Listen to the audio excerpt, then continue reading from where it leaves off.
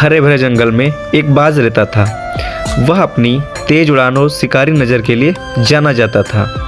एक दिन जंगल में बहुत ही भयानक तूफान आया और वह बाज उस तूफान में फंस गया और वह एक पेड़ की डाली से टकराकर जमीन पर गिर पड़ा।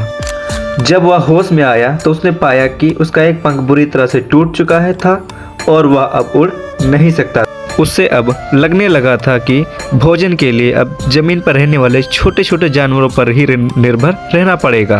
दूसरे पक्षी हमेशा उसे देखकर उसका मजाक उड़ाते थे। बाज ने देखा कि छोटी सी चींटी बहुत भारी चीज को बार बार गिरने के बावजूद भी उसे लेकर जा रही थी।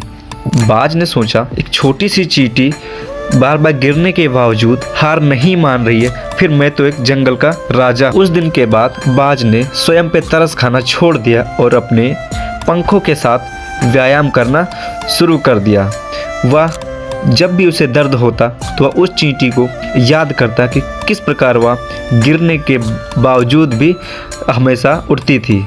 एक दिन बाज चट्टान के किनारे खड़ा हुआ। उसने गहरी सांस ली और पूरी ताकत के साथ छलांग लगा दी।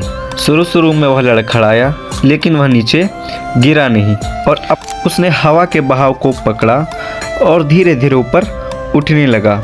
धीरे धीरे वह अपने आप को उस संतुलित अवस्था में प्राप्त कर लिया और इस प्रकार वह बाज पूर्ण रूप से उस आसमान में उड़ गया। अतः आपकी उड़ान आपके पंखों से नहीं, आपके हौसलों से तय होती है।